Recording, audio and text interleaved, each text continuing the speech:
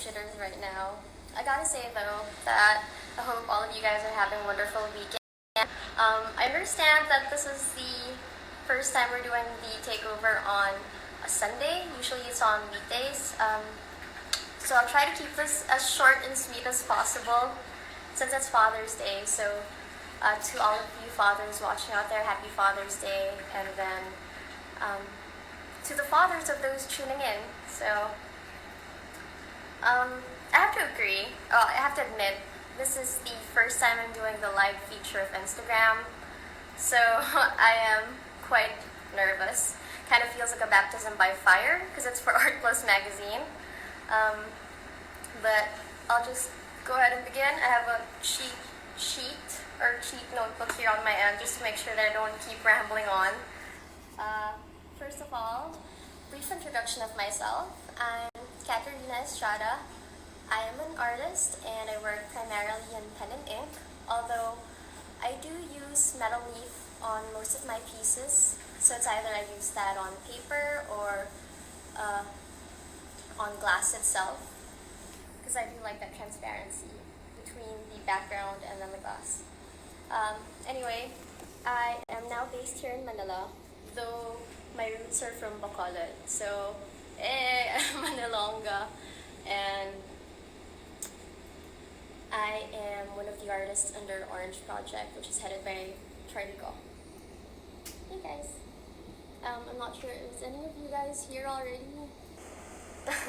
Anyway, I have here the list of questions. Is it fine? I'll just be checking on my notebook here from time to time.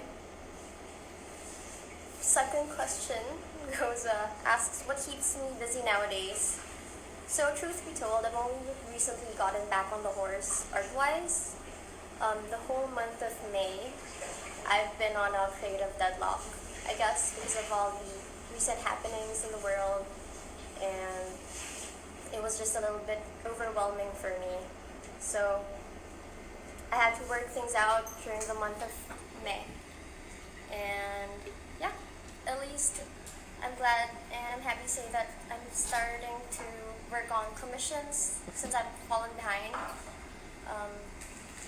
And yeah, personal pieces mostly. Okay, so journey as an artist. Tell us about how did I start? When I was younger. I was an artist when I was younger.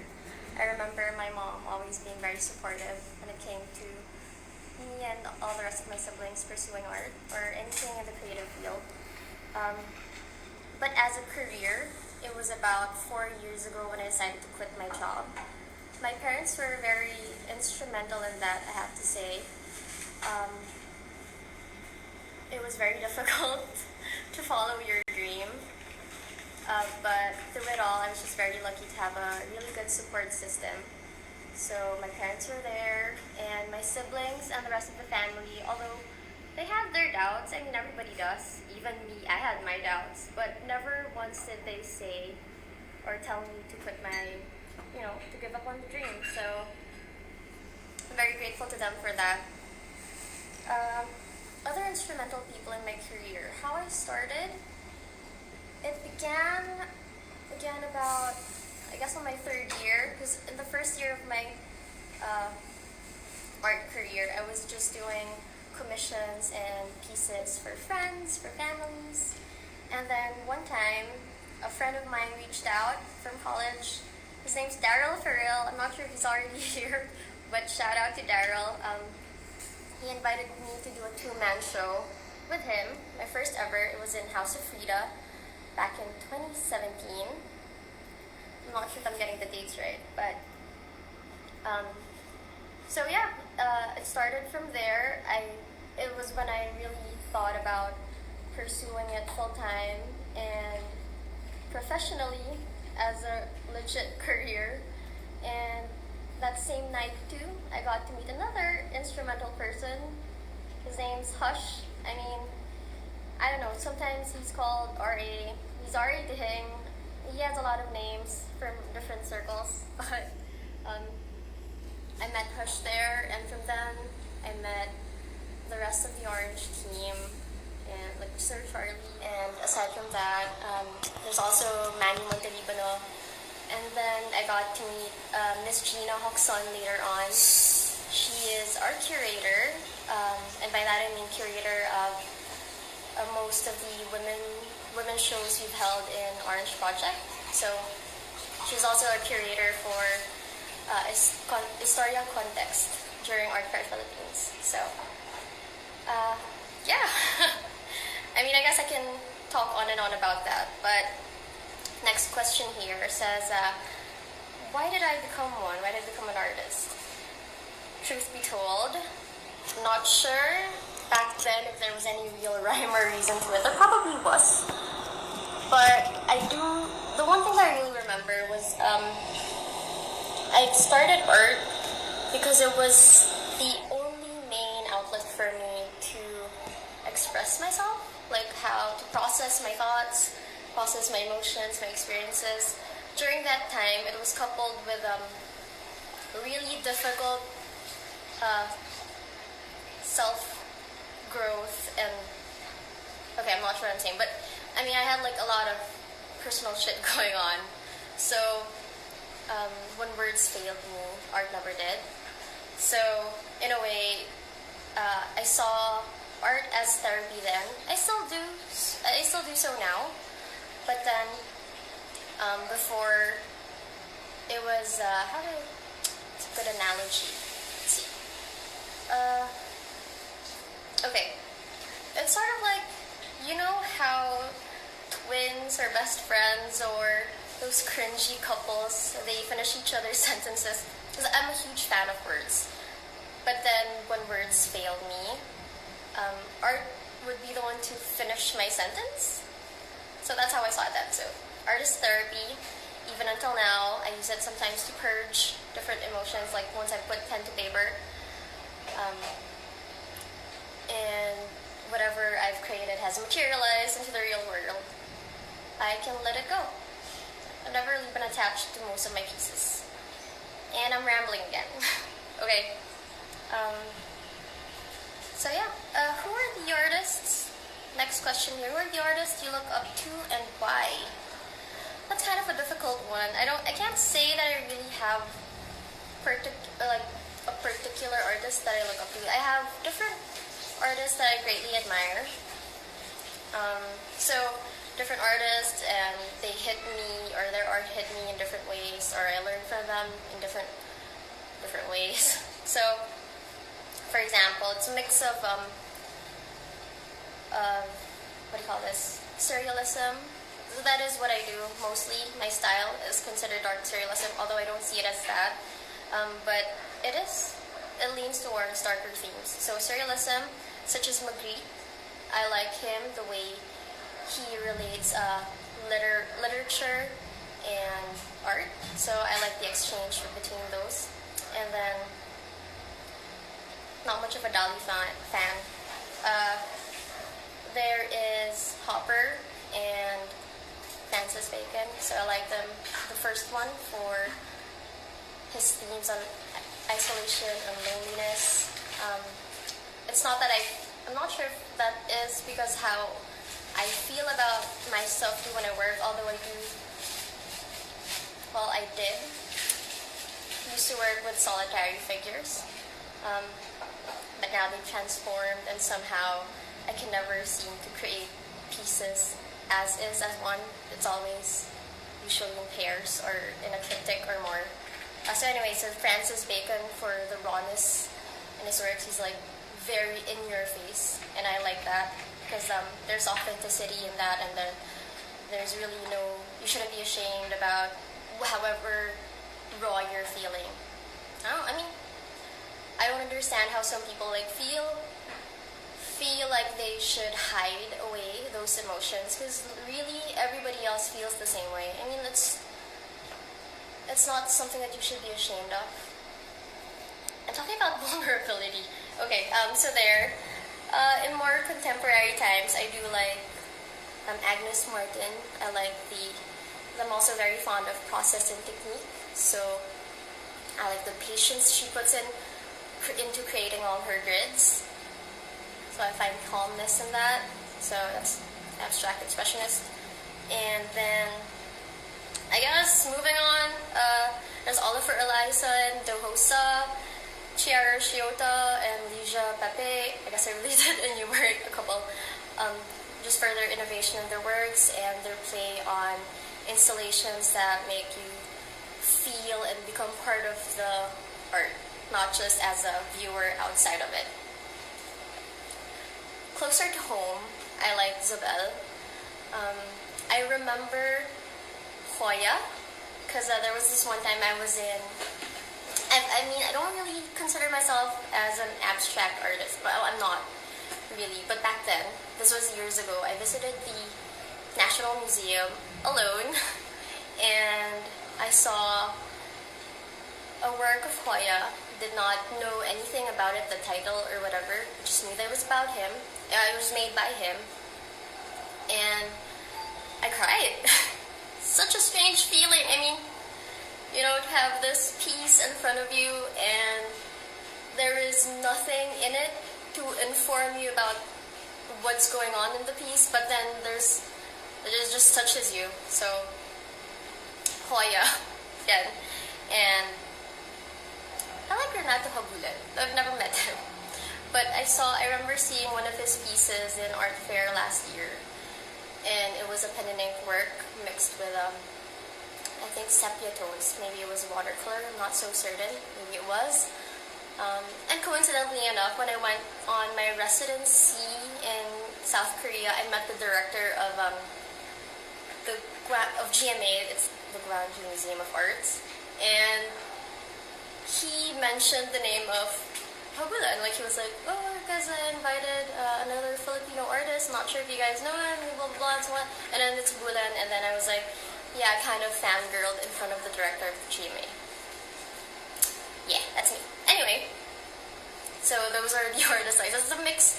The artists that I admire, it's all a mix, an amalgamation of different mediums, different styles, because I guess that really is how art is. It's not just a single thing that touches you on a single level, it touches you on many levels. So, okay, next question. How would you describe your style? So like I mentioned earlier, my style tends to lean towards darker themes.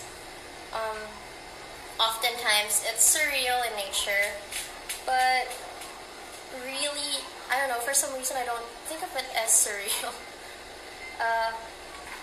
I've yet to unpack why that is, but anyway,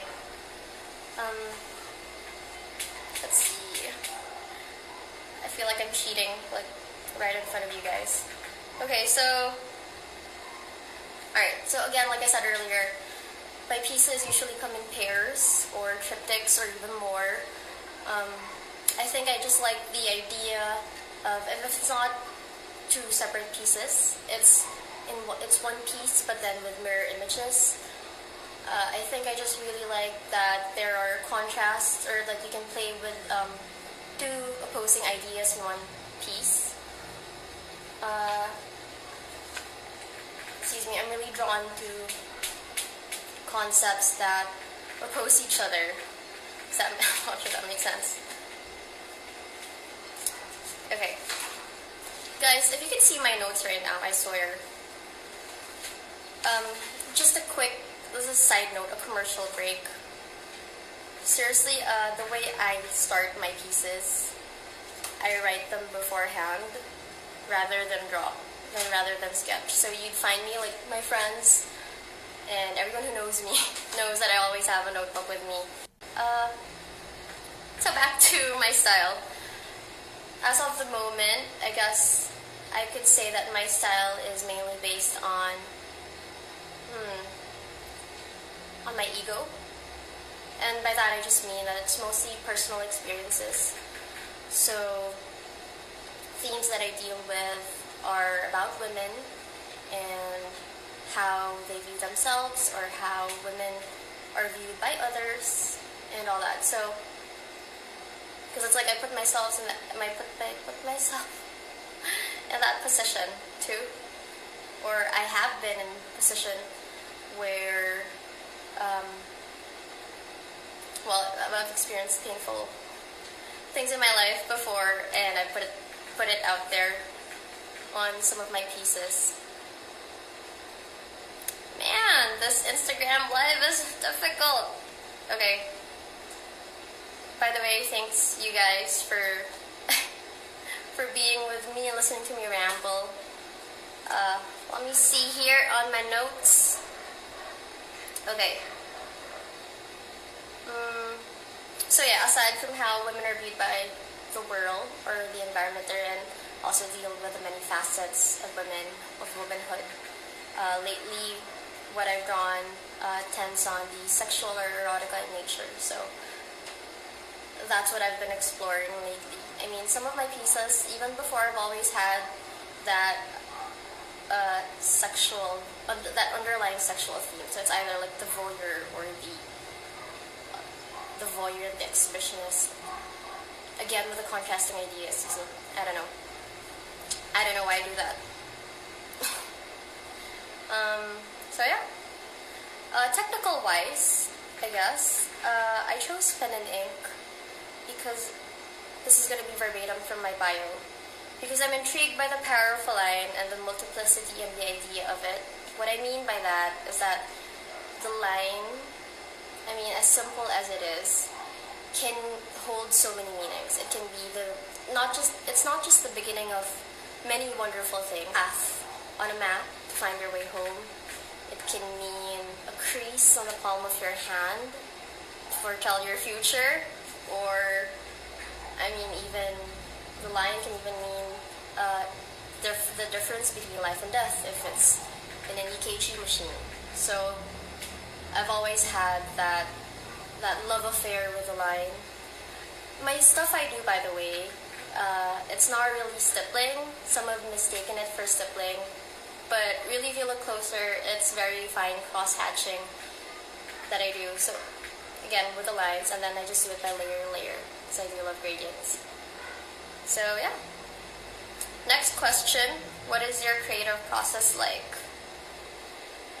Well, let me see. My creative process differs from project to project. Sometimes it's like inspired in the sense that I'm like, oh, okay, I get a huge idea and then I, immediately create it on whatever I have around. Most of the time though, it's like mental gymnastics. Like it takes a lot of research and reflecting and visualization, just so I can coax the idea out. It depends. But the one thing that's constant though is that it always is triggered or is sparked by a word or a phrase. So how I start my creative process is when I think of, for example, I'm given a theme or I'm thinking of something else and how to create a piece, a word enters my brain, which eventually usually becomes the title, by the way, of the work. A word or a phrase, and then from there comes the jump off point where I start to create like a narrative or a prose about the visuals of the piece that I'll eventually manifest or, put pen to paper. So, yeah.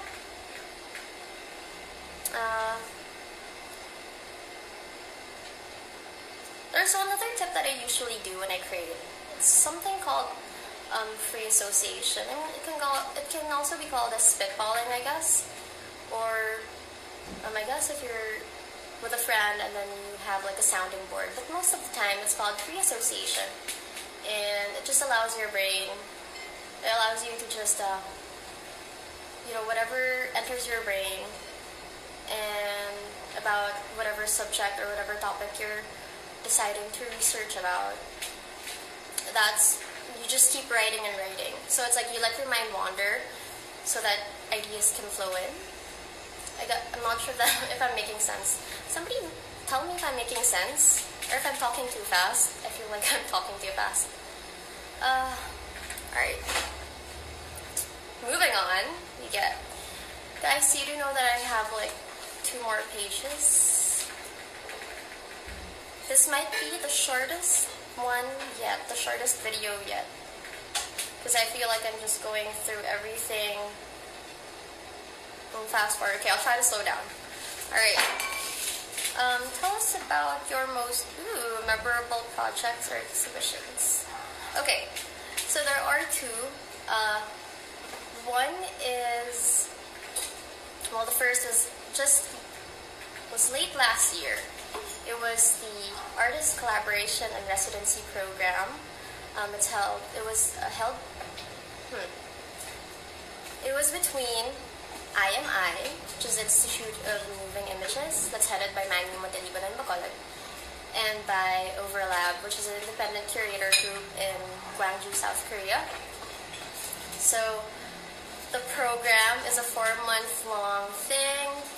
2 artists that we worked with, me and my partner Daryl Farrell. I mentioned him earlier. Again, another shout out.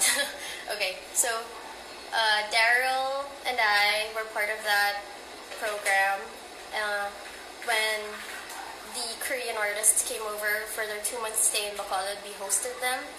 They were Kitay Park and Yung Jun. And then afterwards, so, you know, it's nice because it's a legit cultural exchange. You get to hang out with them. It's not like you only meet the people or you meet the person once or twice. You know, you get to know them in 2 months, you know, in a 2-month period. So we did all that. We showed them around. We showed them Filipino hospitality, some of our traditions, and some of our, you know, cultural heritage sites in Bacolod.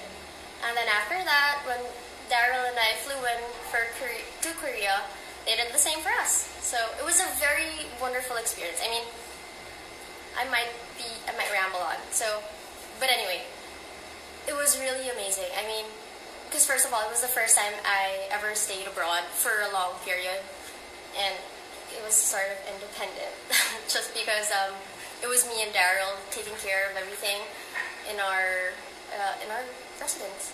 So the people there were so very nice. That's Hyundun, Sanyang, and Yuyang. I'm not sure if they're there, but if they're here, can't see. But anyway, they treated us like family, like we were kids. I mean, it's amazing because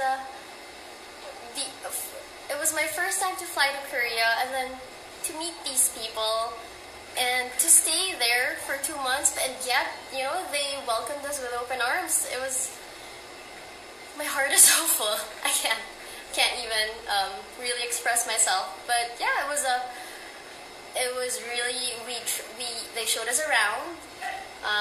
We got to meet all sorts of different other artists and curators and directors, and we saw different museums in different parts of Korea.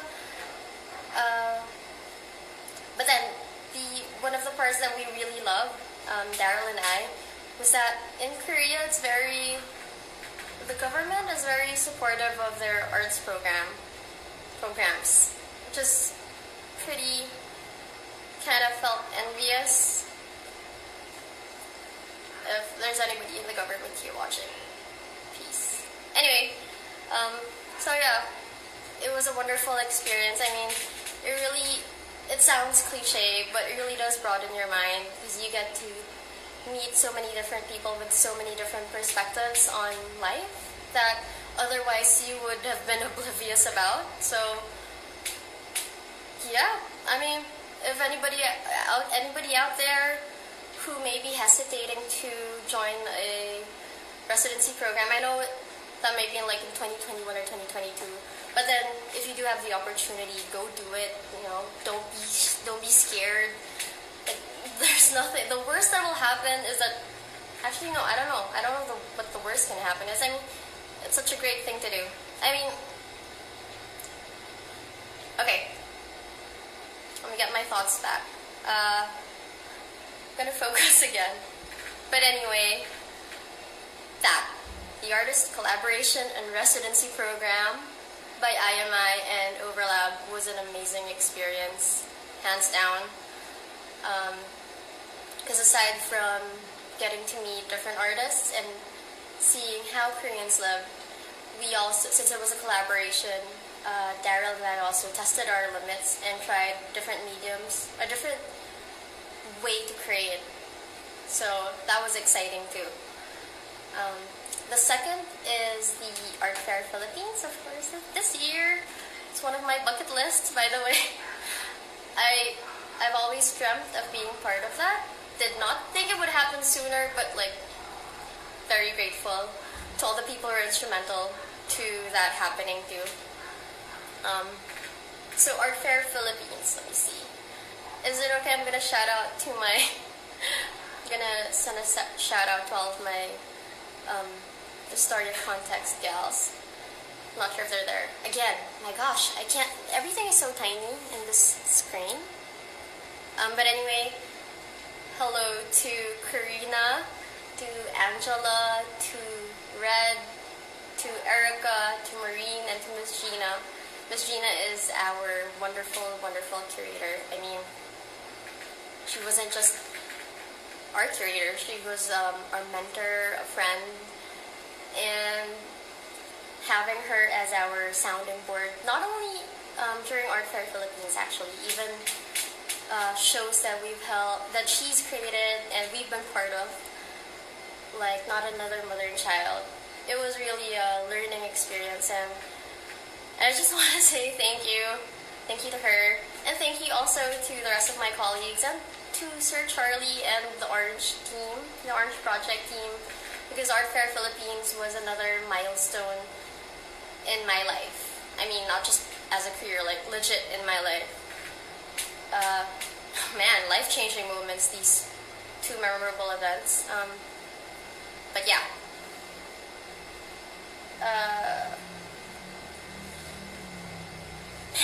Okay. Need me a breather. Okay, so I have about like just a few more questions to go. Let me drink some water. Are any of you guys, do you guys have any questions? I'm afraid I can't, I'll just be able to see them later on or answer them, because everything here is so tiny, so I can't really see. And I'll just have to scroll later on. Anyway.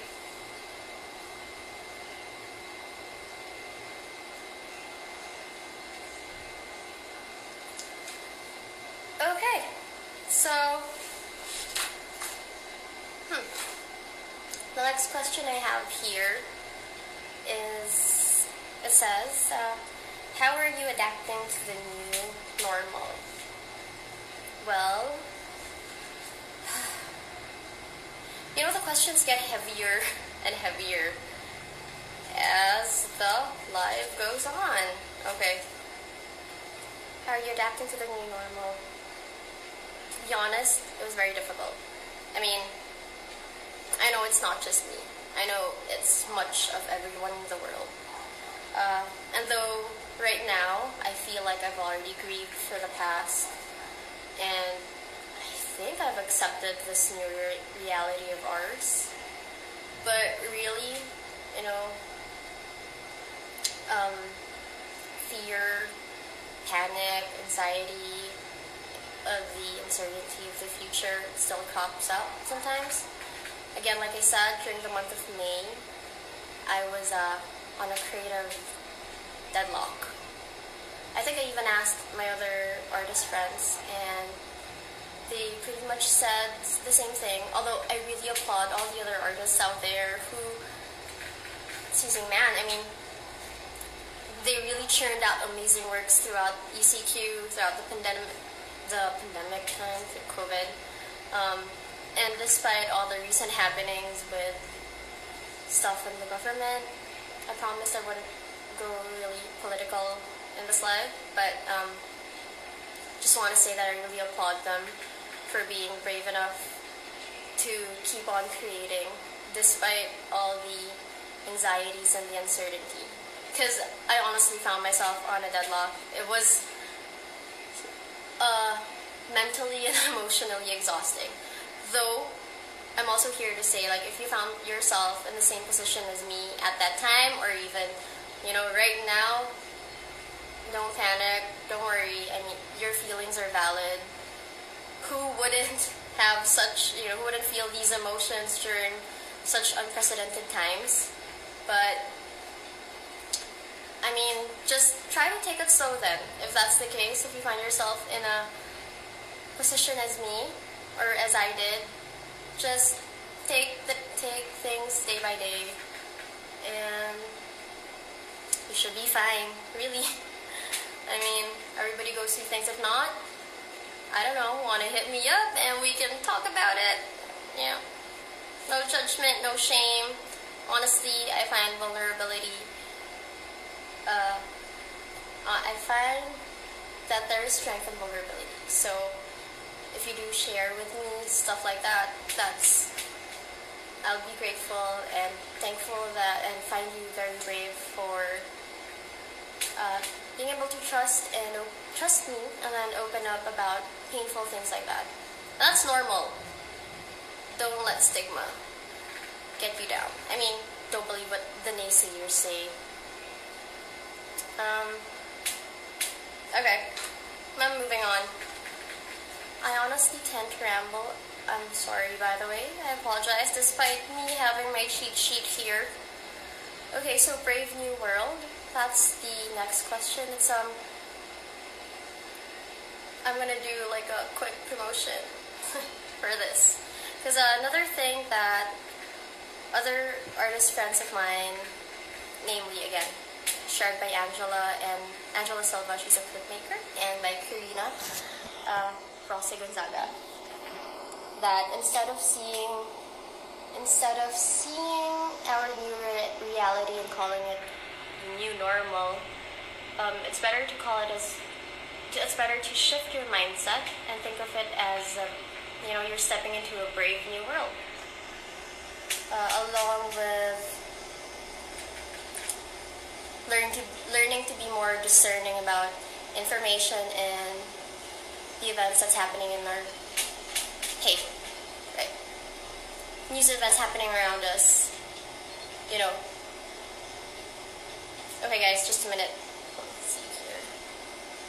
I think I skipped a paragraph.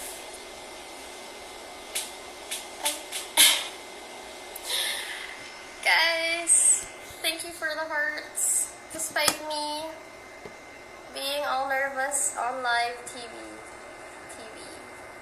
Okay. Alright. Yeah, okay, so I was saying before, back to, instead of calling it new normal, call it Brave New World.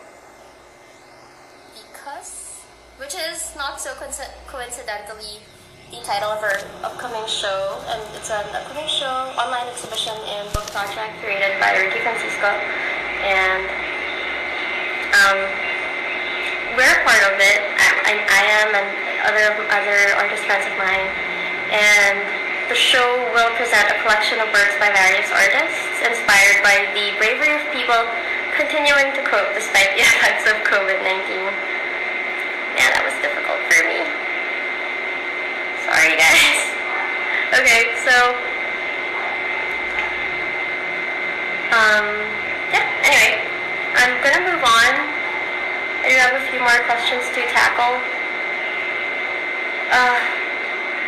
So aside from Brave New World, like I said, that I was going to be a part of, as well as other artist friends of mine, I've already submitted my piece. The pieces that I have are the first three. Wait, no. I posted something. I mean, if you go to my Instagram account, you'll see them. They're the erotic ones. So those are the ones that I submitted, and to begin with, they're really experimental pieces. I began them just before ECQ, so it was more on, they were supposed to be just practice work, because I was exploring, the body of women and themes on nudity and stuff. Like I said, I've always dealt with sexual themes. But then, as ECQ progressed, man, heavy. Okay. Over the course of the lockdown, the turned into words that dealt with overcoming loneliness and longing for a loved one. So it was my way to learn to be comfortable in my own body, just because I was separate from, well, not just my boyfriend, but my parents, because my parents were my dad is in the mountains, my mom is in lives in a different house. But, learning to be comfortable in one's body and in one's mind in a space that is confined, such as your house, it was how creating those pieces was how I dealt with those. That it's okay to, to just sit still and be with yourself, and to learn to find pleasure. I don't mean just sexually, but I mean in various things in life. So I'm not sure if I'm making sense here. But yeah, I mean, those pieces, like I said, one, I used them to cope during lockdown. Two,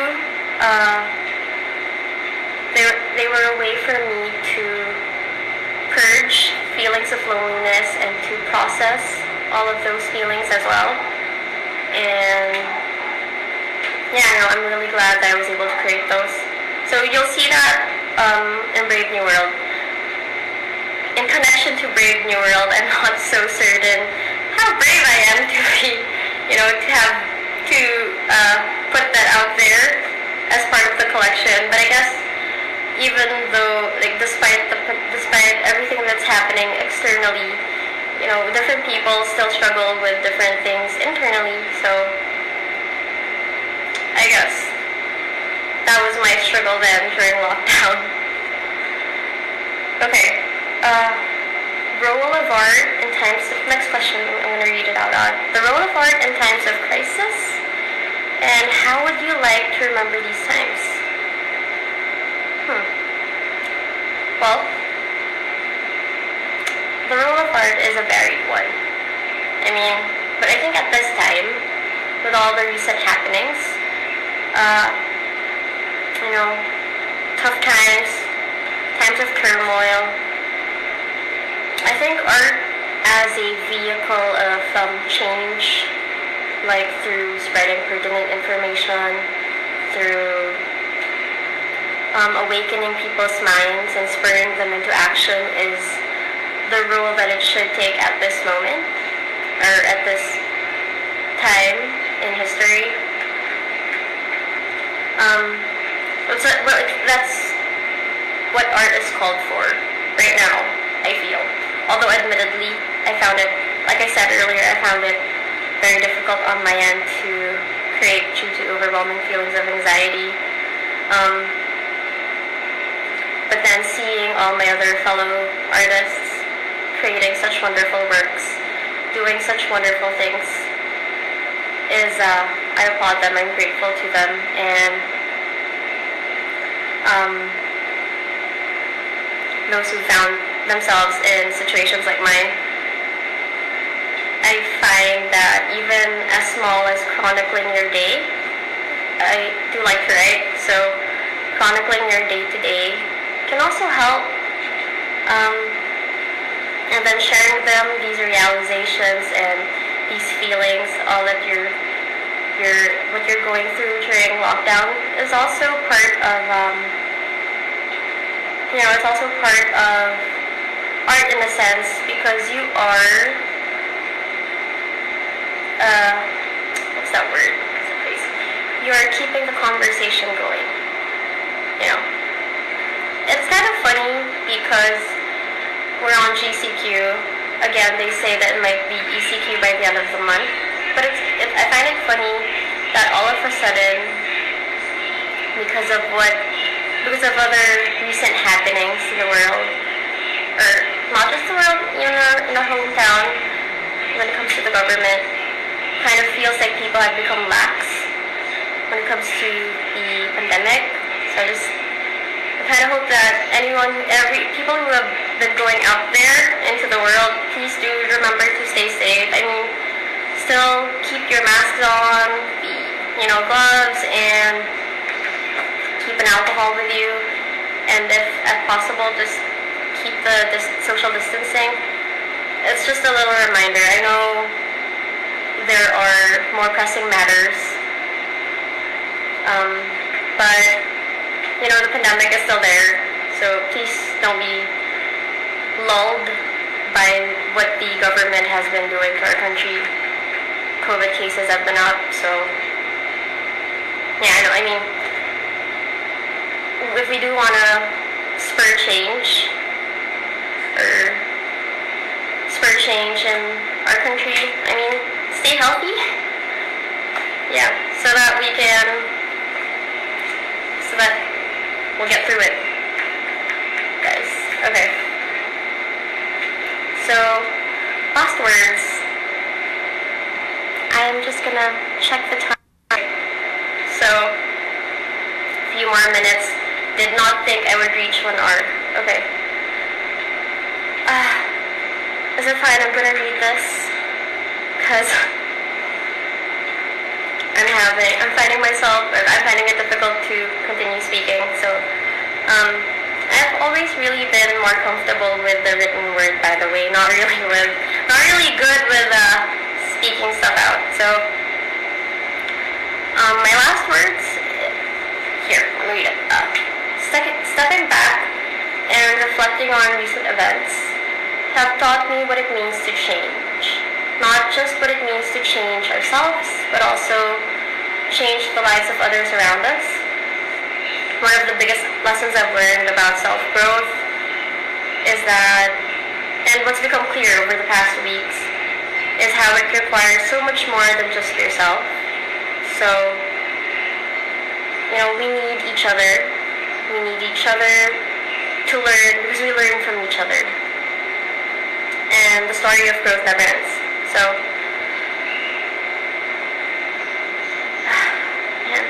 I feel hopeful despite these tumultuous times, because I see the seeds of change.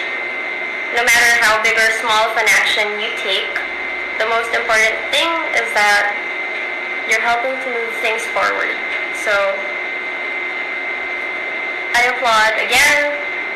I don't know how many times I've said the word applaud, but I applaud those people, the artists and the activists who are out on the streets pushing for change. But also I applaud you if you're just at home, maybe listening to podcasts or chronicling your day-to-day or signing petitions and sharing ideas with peers, with families and friends. You're still keeping the conversation going, and I think that's very important. So, yeah, I mean, no matter small an action, and no matter what the intention is, as long as you do it, that's good. Okay, guys, I think I'm about to go past the 1 hour limit. Thank you for tuning in. I did put a warning when I posted this that I would ramble on, so did not disappoint you guys who knew that I would. But anyway, hi and goodbye. Wait, there's a notification. Let me check on something. Oh, Manny asked the question, what's the next episode for you? Wow, next episode? I am deciding to play on different. I plan to experiment. Okay. That's as vague as I can get. Manny, I can see you thumbs upping. Maybe I'll share with you my thoughts later on. But next episode, hopefully, I don't know. I honestly don't know. I mean, I know there's a path, but to actually voice out a clear direction and how I would go about it, I still don't know yet. I just know that I will be doing it, or experimenting. can always just talk about that later on. Guys, thank you for joining me for this live. I know I crashed and burned at the end, but thank you for staying until the end. Bye! Peace. Oh, have a wonderful Father's Day dinner. Yeah, that's it. Thanks for coming to my TED Talk.